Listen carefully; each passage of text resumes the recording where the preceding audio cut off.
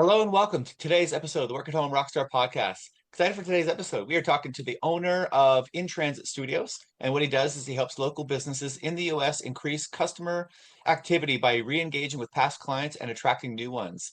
Super excited to be rocking out today with Eric Dingler. Hey, Eric, you ready to rock?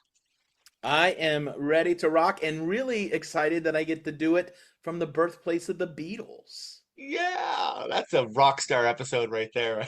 This is so cool. You're in Liverpool with no Liverpool accent. Can you give us a try at it? Oh, a Scouse chicken. We had some chicken last night for dinner. That's how the Scousers would say it. So awesome. So I mean, that was already a good note, but we always start off on a good note. So tell me a story of success that we could be inspired by. Hey, I'll say this. It's the big one for us. The last 4 years, my wife and I, along with our now 13, 15, 17, and 18-year-old, the last 4 years, we have lived out of carry-on luggage, and we have lived in 20 countries around the world. So we've gone from spending 8 nights in the depths of the Amazon jungle where we caught piranha and cooked them on a fire next to the Amazon River to the top of the Eiffel Tower having baguettes and my wife and I having a glass of wine. So it's been an unbelievable, something I never thought possible to do this with my kids.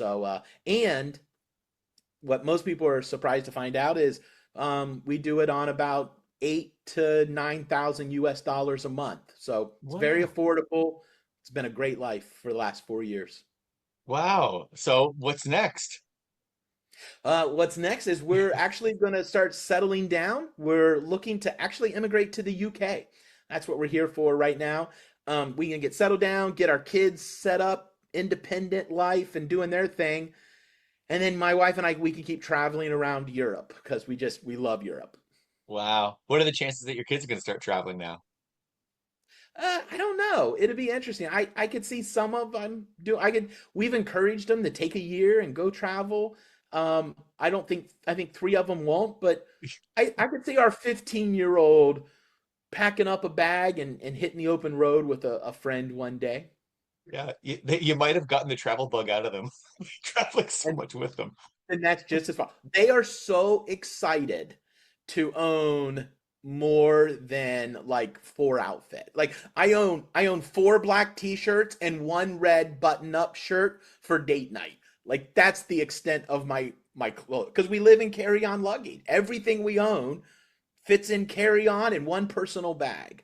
Yeah. You know, for the six, each person has their own. Yeah, so they're all excited. My Our 13-year-old is excited to have more than four pairs of socks. So cool. Yeah, well, I mean, you're always in a different place, so you can wear the same outfit. It's no Yeah, problem. yeah, yeah. He's Uh, he's just tired of having to do laundry more than once. So he's just like, oh, I'm gonna have enough clothes. I never have to do laundry, but maybe once a month. Wow. Well, you know what? So along with the good note, sometimes there are things that don't go as planned. And I mean, hey, that with that story, I bet you there are a few things that didn't go as planned, over that journey. So I'm wondering, can you share something with us that you recovered from? Yeah, absolutely. So I transitioned into the business world from the nonprofit world, and thought I knew enough, and I didn't. There's a big difference between running a for-profit in a church. Um, and a couple years ago, we started things were financially tight and kept getting tighter, and I just kept hiding it from my wife Mm. until I finally got to the point I had no choice. And I tell you what, we have recovered, but we would have never had to be in that situation if the first month it got tight. I wouldn't have been prideful. And if I just would have went and said, hey, listen, I need some help here.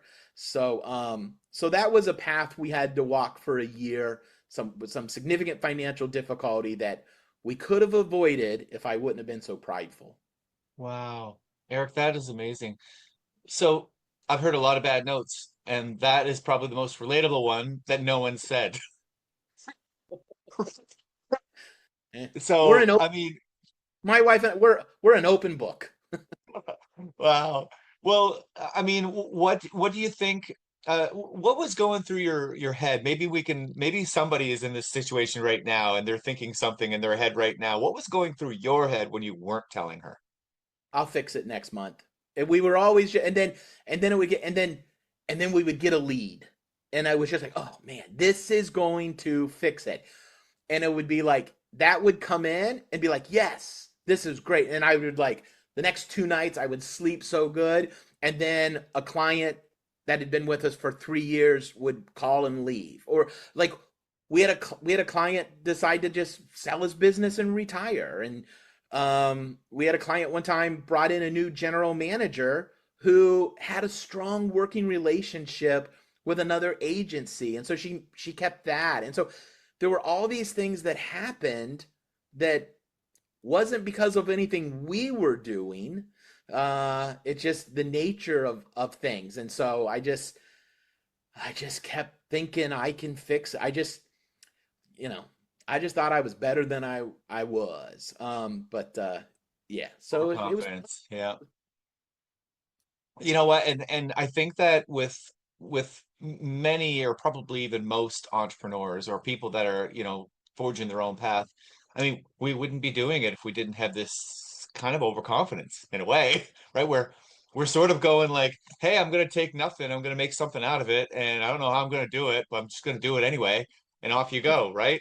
So Yeah, I would imagine that that kind of personality would get into trouble because yeah, like you say, you sort of think you're better than you are, and then when something happens, you're like, maybe fine, I'll figure it out, right?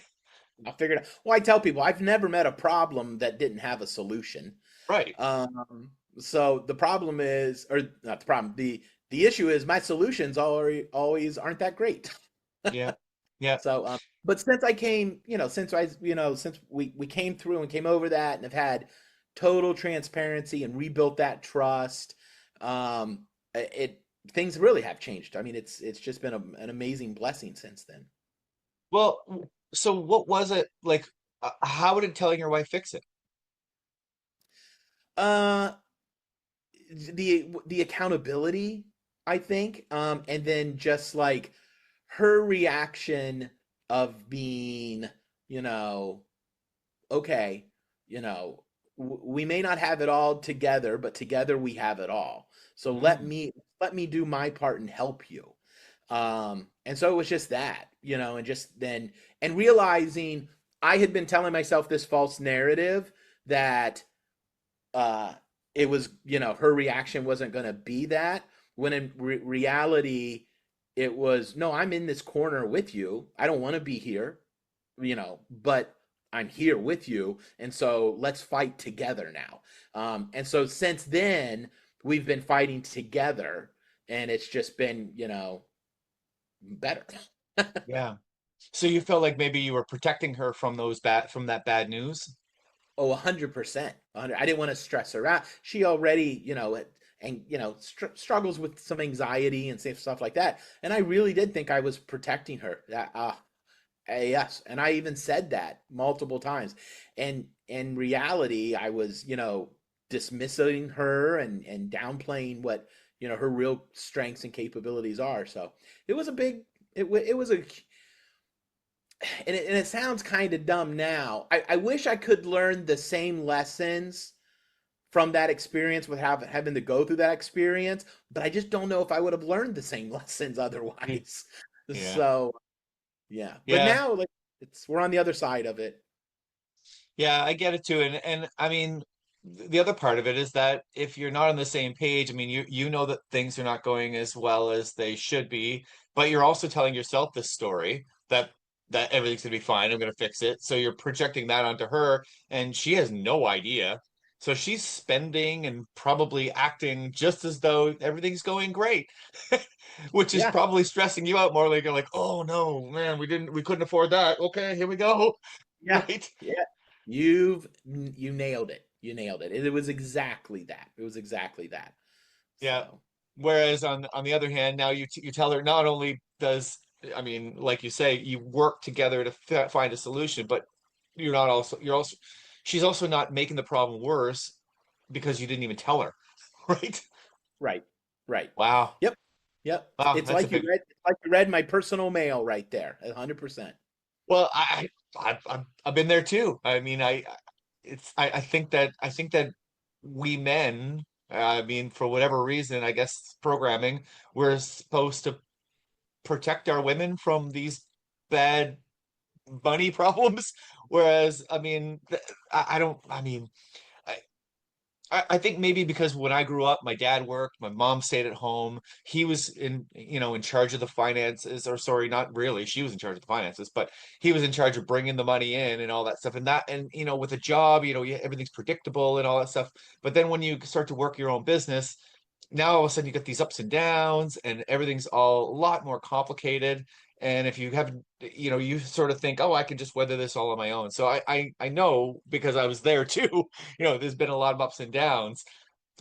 Good news is that I did actually tell my wife pretty quickly, and we ended up fixing it the same way as you did. She would, actually, she was pretty good at going like, whoa, whoa, whoa, whoa. Okay, so you're telling me this? Okay, then we're not spending on this. We're not spending on this. All Yeah. of a sudden, like solutions are all over the place, right? Yeah. Yeah. Which But is they why don't we got act the way you think they will. right, right. Which is why we got married, to make life better. That's right. So now let's talk a little bit more about the rest of the band. Like, so who else do you have that's working with you?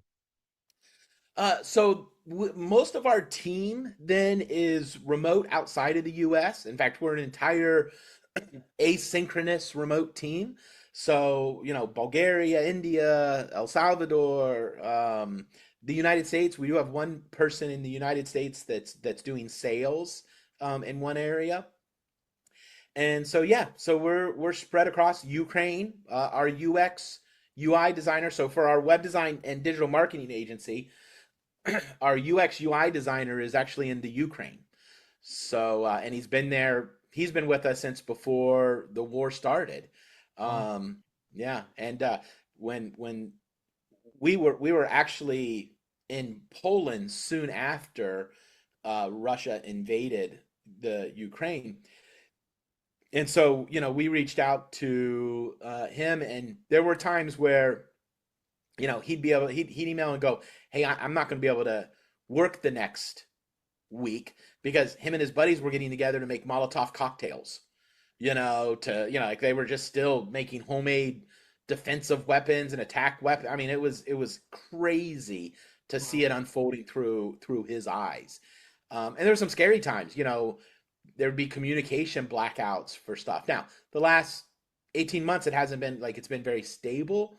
But we still have been tracking that world experience through him living it in the capital. So, Yeah. but yeah, so that's our team. They're spread around, and I think the only reason we have a team is so I was running a church. We had planted a church for 15 years. I ran a summer camp in Ohio, and then we went to local church ministry, and we planted a church. And my wife and I wanted to adopt, and what she wanted to adopt first. We already had two bio kids, and she came back. She was like, I think we should adopt. And I was like, okay, why don't we start with an exchange student? Because they go home at the end of the school year. So we did that, first. But then I came on board with the idea, and so we decided to adopt, and we wanted to adopt internationally, an older sibling group. So the children we adopted were labeled unadoptable because they were an older sibling group, and we couldn't save all of them, but we knew we could come and save two, and so that's what we did. And they're great, absolutely fantastic kids. But when we decided to go full time into the marketplace, because I needed to raise $50,000 to fund our adoption. So I started building websites on the side, and it turned into this little business, a little side hustle business, that when we were done with our adoption, my wife and I decided to keep it going to fund a nonprofit that we started to help other families with their adoption.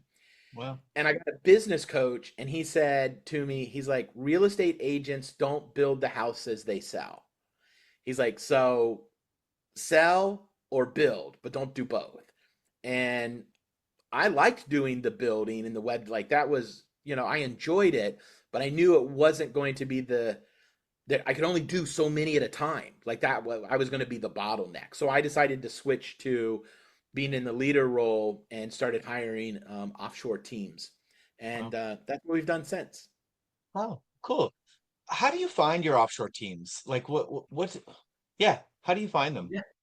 Uh, Actually, we have an entire process for this. I call it ROD2 because I'm a geek. But it's recruiting the right people, onboarding them the right way, delegating the right things, and then leading them in the right direction. So we recruit all of our team through Upwork, and Okay. I think the reason we've never had a bad hire, and it's not because I'm that good. Um, it's when I ran the summer camp for 15 years, every year I hired staff.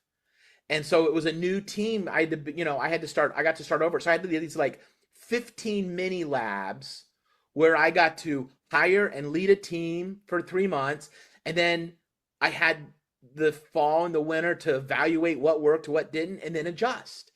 And I grew significantly as a leader each time because I had this unique opportunity 15 times over Mm. to do it. So we now are very clear on who we hire, who we want to hire as far as their character, is the chemistry work with the team, and then we look at their competency level. And so we use Upwork to recruit. We have a whole system we use. Last week we posted, we're hiring 2 positions right now. And one of the positions last week, within 24 hours, had 38 applications, but Wow. only 2 of them actually followed the instructions in the job description, which means only 2 of them read the job descriptions, even though the other 30 said something along the lines of, "Oh, I'm a perfect fit. Oh, I read your description and I can definitely do this."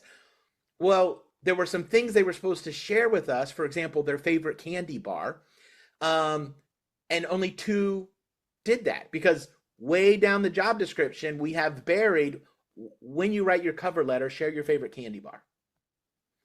Brilliant. Um, and Brilliant. so right away, all those people that said they read the job description, either they lied, which is bad character, I don't want them on the team, or their English isn't as good as they're portraying it to be. Mm. And so again, that comes to a character issue. So anyway, it's recruiting the right people, and then we've developed a self onboarding tool. So all of our team, their first week, they spend about 40 hours their first week training themselves. So nobody has to stop working, nobody has to stop doing what they're doing to now teach the new person something. They train themselves. We call it first generation training. And week 2, they're able to show up to a team meeting or a project meeting, and they know all of our terminology, lingo, tools. They have access. They know how the project management system works. They're able to just come on board and start running with our SOPs and all of that because they've trained themselves through the first week. So that's onboarding the right way. And then delegating. We're very careful how we delegate. We have a whole process for that. And then leadership is my favorite topic in the world to talk about. And so then it's leading them. So I'm constantly talking to my team about vision, mission, core values, how to solve problems, how to respond to things. Like I'm constantly training and developing my team.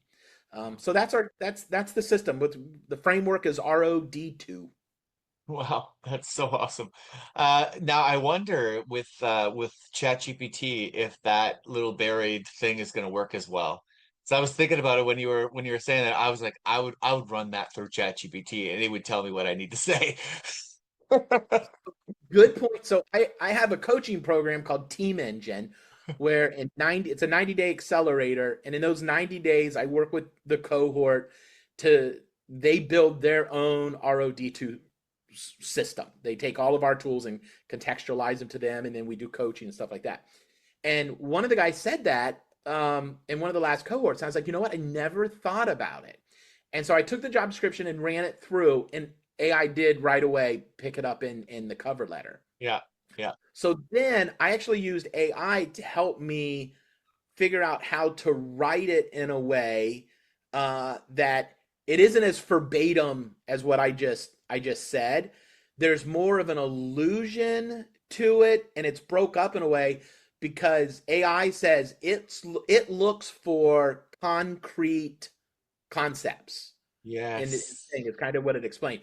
And I don't know much about LMM or any of that kind of stuff. But so we crafted a couple, and then from ChatGPT, and then went and tested it with Gemini and Claude and a few others and stuff, and it wasn't picking up on it. And so Oh, eventually, brilliant. yeah, eventually I'm like, but then there's all, and that's fine. That's totally fine. That's just one thing we do. When Now this is also different between hiring a freelancer and a team member. We don't go through all of this when we hire a freelancer because I need you to come in and I need you to spend 20 hours and do this project. Like that's what I'm looking for. But to be on the team, that's different. And it takes 3 interviews to get on our team, and 3 different people do the interviews. So then we can all compare notes, and we all ask the same exact question. Well, we all ask very different questions, but one question gets repeated, and then we compare the notes to each other to make sure that the answer It's stayed consistent. consistent. Yeah, yeah. Yeah. So that's Brilliant. one thing. So they're just all we'll look at their portfolio, and we'll pick out, a couple specific things that they list in their portfolio, and then we ask them the question and look and see if we get the same. So there's a handful of things we do to test for character. But Oh, I tell my team all the time, we can get through anything as long as you're honest. So, yeah. Wow. That's awesome. Those are so many great tips. I'm wondering now, so for the next part of it, I mean, you mentioned earlier that, you want to move into the sales area. How do you get fans nowadays? I mean, there's a lot of noise out there. So how do you get people to just hire you rather than somebody else? sure. So for our agency, well, for everybody, this is one of the things I've learned about traveling, or from traveling, is human nature is human nature.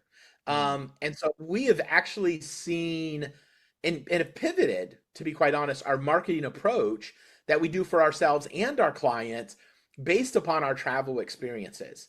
Because we've realized, like, there are some human nature things that just happen. There are 4 steps. I don't care if you're buying a pack of bubble gum, choosing to donate to a cause, buying a house, hiring a plumber, hiring a digital marketer, a web designer. Everybody goes through the exact same 4 steps. Consideration. Nobody, or I'm sorry. I got ahead of myself. Awareness is first. You know, there are 2 kinds of awareness: self-discovered awareness, created awareness. But everybody has to start with awareness, then they go to consideration, then the purchase experience, and then advocacy. So we build marketing strategies that follow people through those 4 steps. I should say, really guides them through those 4 steps. right. But for us, there's only 4 ways to find new clients: content, cold outreach, paid ads, networking. Everything goes into one of those 4. I mean, there's variations in those, but those are only those 4. And I'd always tell people, choose one until your first million. Once you're over $1 million, this is US dollars, but over $1 million US a year, you need to pick one of those and master it. So ours is Oh, networking. So we do networking, and how we contextualize it for travel, because of my digital nomad lifestyle, and this is a little bit different than our conversation, because I want to help people do what we do. I want to help people have this location independent lifestyle. So that's right. what we're talking about.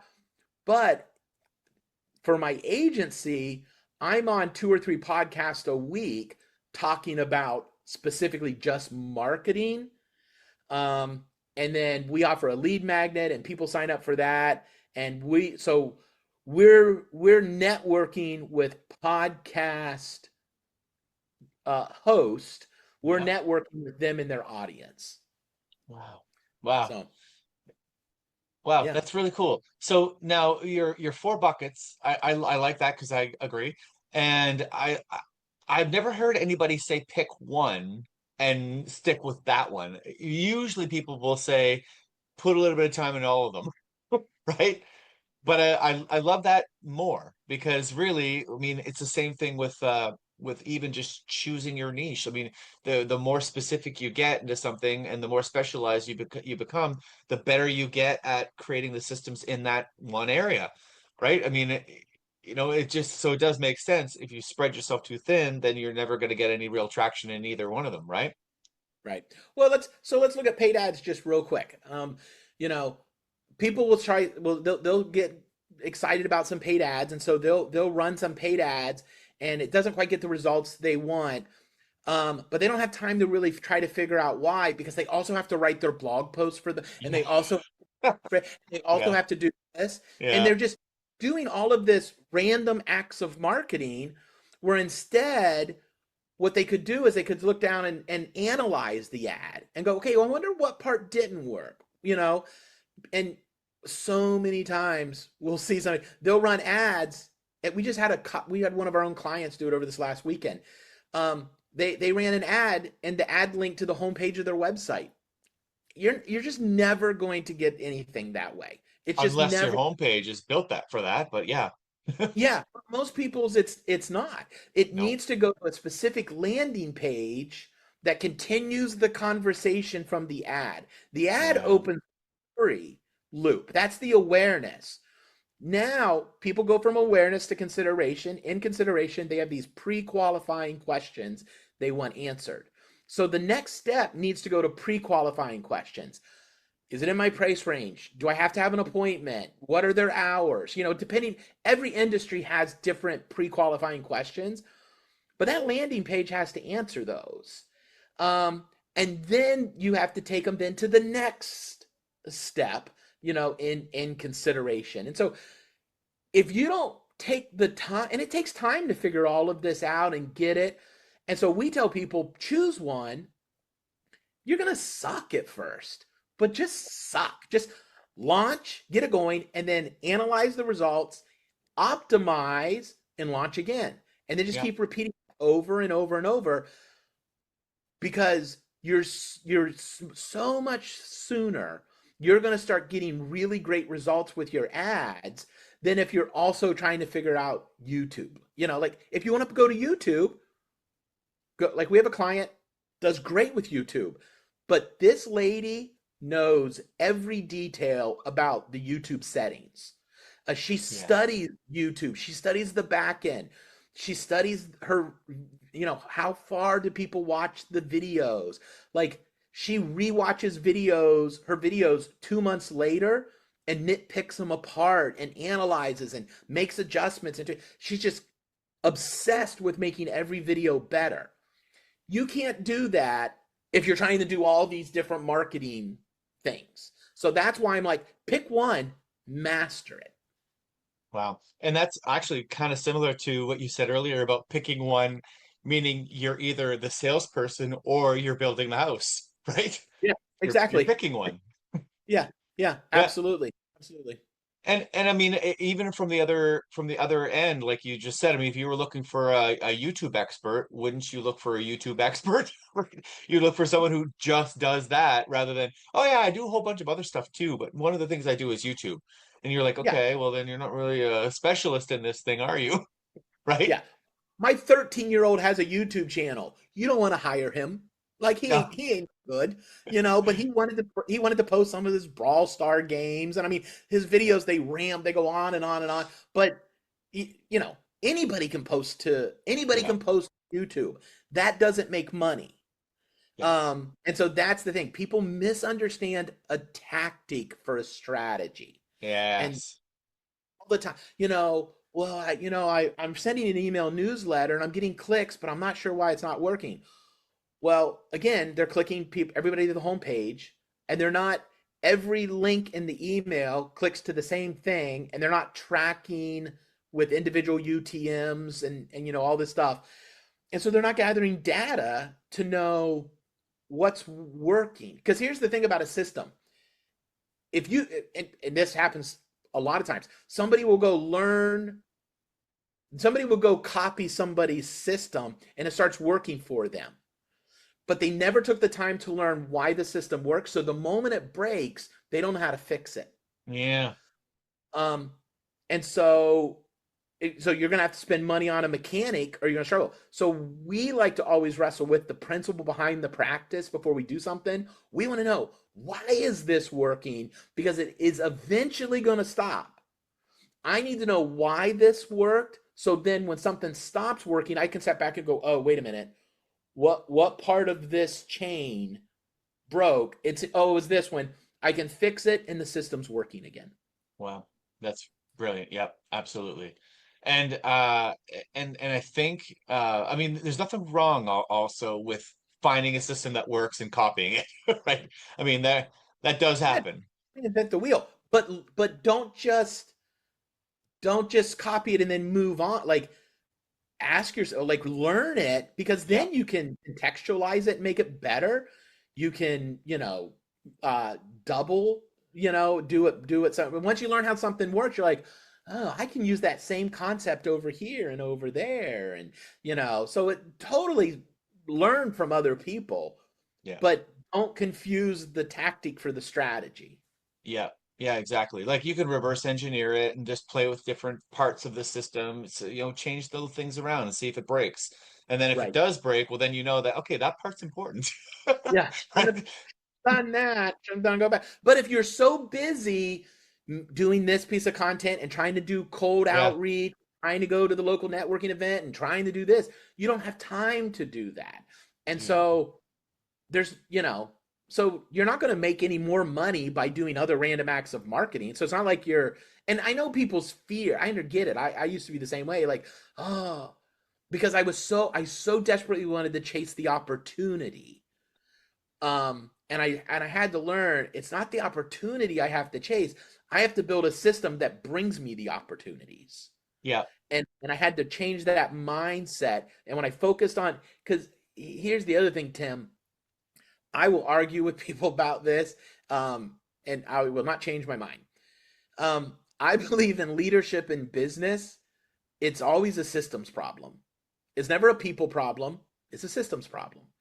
And if something's not working, it's like, let's say, and people will go, oh, no. I've got some people on my team and they're just, it's constantly struggle to get them to show up on time and da. Well, it sounds like you have a recruiting system problem.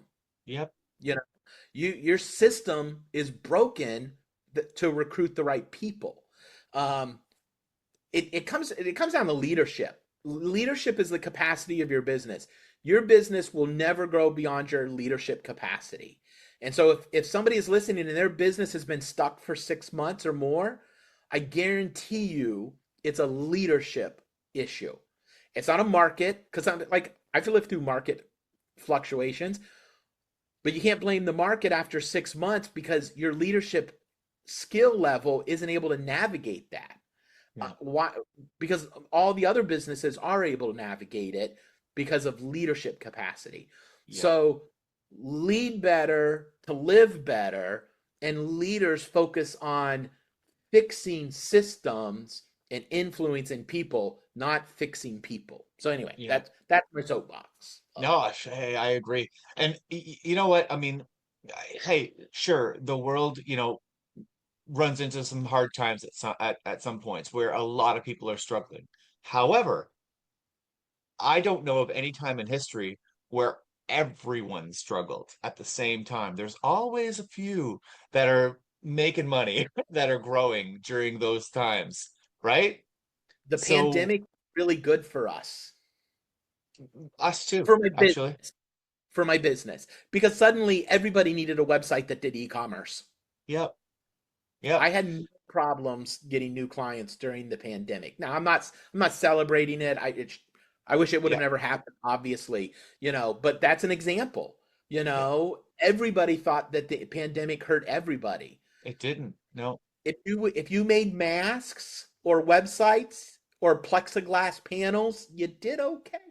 Yeah, for toilet paper. Yeah. Yeah. From a business perspective, now we all shared the mental and emotional stress of the Yeah, world yeah. collapsing around us and all that. But from a bit, just separating everything as individual pieces and looking just at the business, it wasn't bad for our business. Yep. And actually there were also people in those areas where things would grow that struggled and succeeded too. Like, so it wasn't even necessarily that everybody who built a website grew their business. There were some that actually struggled too. So there, I think you're like, it just kind of points towards what you're saying. Like when there's challenges around us, it's us. It's our ability to overcome those. Sometimes you might have to pivot. For example, for me, when the pandemic hit, I'm a musician. My gigs disappeared. Right. Hey, Right. it is what it is. However, I look around at some of the musicians in my area, and a few of them just started live channels and started taking donations on those live channels and did quite well for themselves. So even in that situation where live music in person sort of went away, there was still musicians that were making money. Isn't that Right. interesting, right?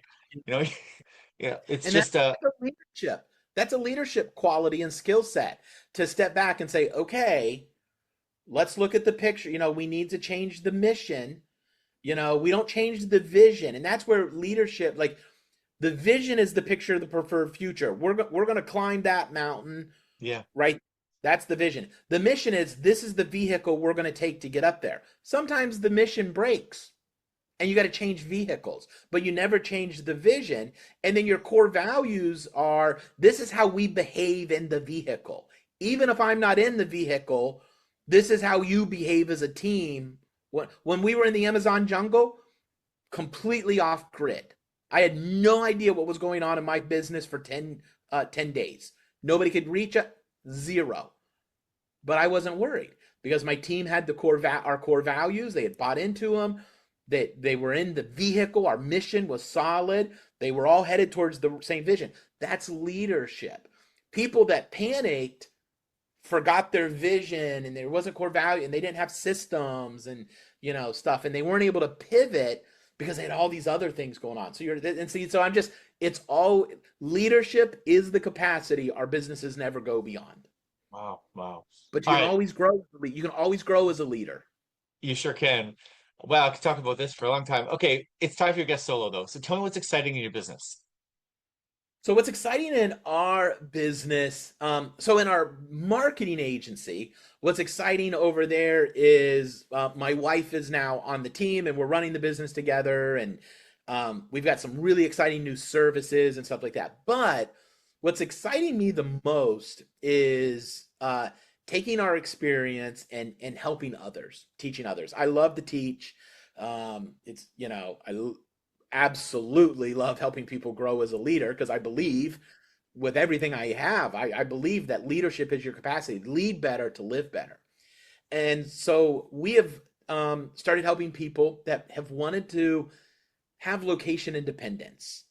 Even if they don't want to travel, they want to have the independence to work at their house or the coffee shop. Like, they want to start a side hustle or a lot of people already have maybe a web design agency or something, but they want to start offering a second additional service. So we've started helping people. One of our main, what we call foot in the door offers, isn't websites. We make most of our money from websites, but we don't market websites. We market what's called a local SEO boost. And the local SEO boost is we're going to help your business rank better on Google Maps in 3 months. Excuse me. And so, there's a few things we can do that very quickly impact a company's Google ranking. And so we tell people, hey, we've got this service. It's called a local SEO boost. It's a one-time flat fee. We will get you ranking within 3 months, or we'll keep working for free until we do. And we've never had to go beyond the 3 months. But then after we get their rank up, then we're able to go to them and say, hey, we can help you stay there for this monthly recurring service. And it transitions really nice into a monthly recurring. But I've also showed them when we tell you we're going to do something, we do it. And then I'm starting to build, now I've built trust and a relationship with them because we've met and talked. Then I'm able to say, now that we've got more eyeballs on your Google listing and more people coming to your website, was looking at your website. I have some feedback. I have some suggestions. We believe strongly in accessible content. We don't build websites if they need to be accessible to all people. And so we'll really quickly, just so your website doesn't meet accessibility standards and the user experience is this and this. It's the easiest web designs I've ever sold because I've built trust. They believe us. And I'm able to sell websites, and then we're able to just continue upselling them over time into higher services. Wow. And so it all starts with the local SEO boost. Now, the nice thing about local SEO is you could very quickly, because you can do the recurring for about $500 a month. Again, this is US numbers. I don't know what that equates to in Canadian dollars, but $500 a month is what we would sell ongoing care for. Well, you get 4 clients, that's an extra $2,000 a month, and you're going to be at about a half hour per client per month in delivery. So in about 2 hours a month, you can get $2,000 a month side income. Now it's going to take you 6 months, 9 months to get there. This isn't an overnight thing, but it's doable. And this is a situation where you can do the fulfillment and do the sales because you just need 4 clients. You just need 4. You just need 4. And the last Google report, only 25% of businesses have even claimed their Google business profile.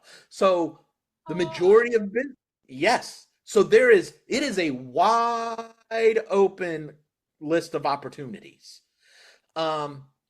And everybody wants to rank higher on Google Maps. They just don't know how to do it. It's not really that hard. And so that's why I love the local SEO boost. Now, if you're an agency and you want to add this as a service, well, then you can, and you can keep adding and productizing and having other, have a VA or somebody do fulfillment and things like that. We've actually documented all of our fulfillment for our kids to do. And so this is, they can work for the company doing fulfillment for our local SEO services.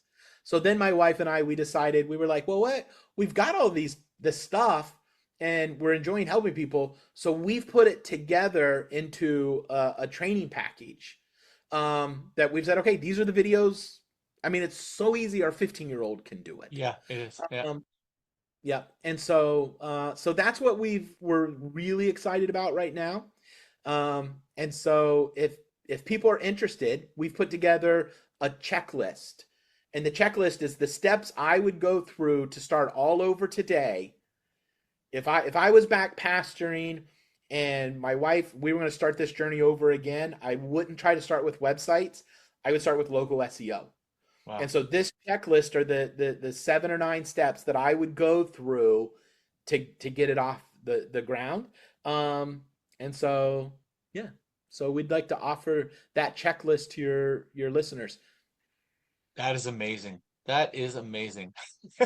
And the numbers too, the number of people that don't claim their Google page. This is blowing my mind.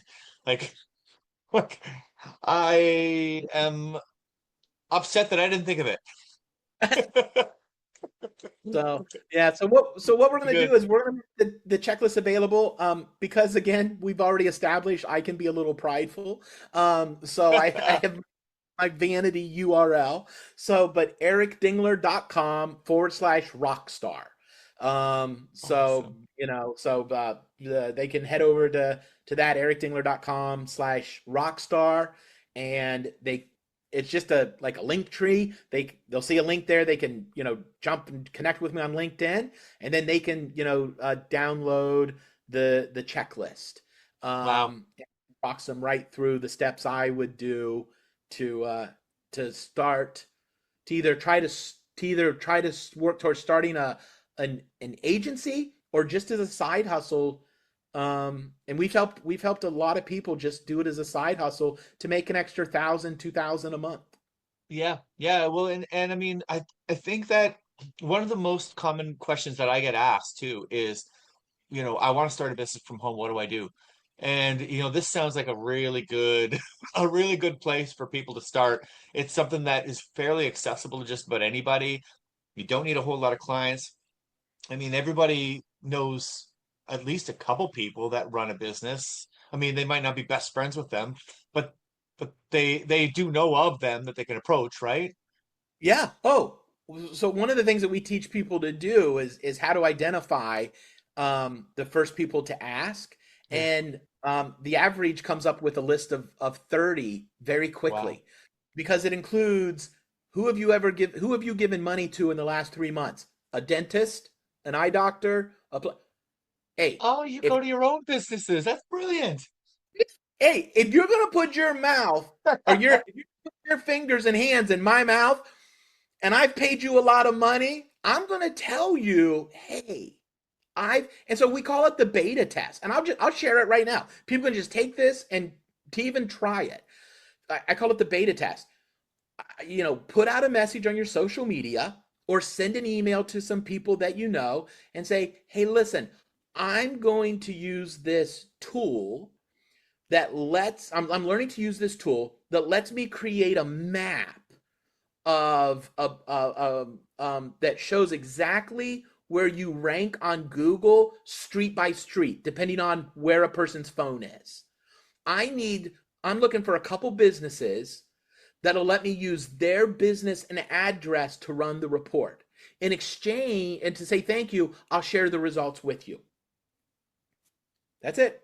People are like, oh, yeah, let me help you out. Oh, yeah, Tim, I'll take a look at the report. Great.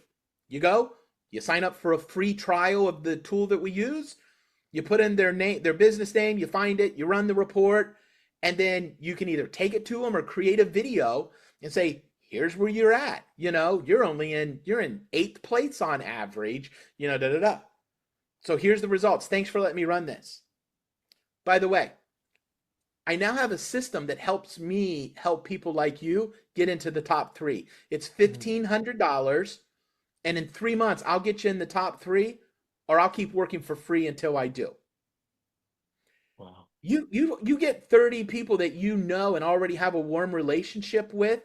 You're going to get one, two, three, or four of them to say yes. There's your first customers. There's your first customers. Um, and so that's how we teach people to do it, and it just works over. When we launch a new service, this is exactly how we still use the beta test method, Wow. 3-4 times a year. Wow. All right. How do we find out more again? ericdingler.com/rockstar. Awesome. That is great. Okay, I got one more question for you. This might be the Okay. hard one though. Who's your Okay. favorite rock star? Oh my gosh, that is a really hard one. Who's my favorite rock star? Um, Honestly, I wouldn't have said it before spending so much time in Liverpool, but we've just rediscovered the Beatles as a family, Yeah. and they're just always playing through the house and stuff. But before that, I was a Deadhead, for sure. I love the Grateful Dead, but Yeah. the Beatles are experiencing a resurgence for sure. Oh, that's awesome. Yeah, Beatles, my favorite band. I love it. It was actually when I was learning to play guitar, to play music in the first place. It was mostly Beatles music. And yeah, there's so much brilliance in what they've done. So it's pretty cool stuff that they're still around and people are still discovering them. That's crazy. Yeah, yeah. It was fun to play the music with our kids and then go to Matthew Street and Yeah. go to the club where it all started, and then we watched some documentaries, and so and everyone, our kids will be like, do you think Ringo walked here? Do you think Paul walked here? Do you think John, like, so it's fun. Yeah. Wow, that's so awesome. Thank you so much, Eric, for rocking out with me today. This has been a ton of fun. You bet. Thanks for having me. Awesome. And to the listeners, make sure you go to workathome rockstar.com for more information. We'll see you next time on the Work at Home Rockstar podcast.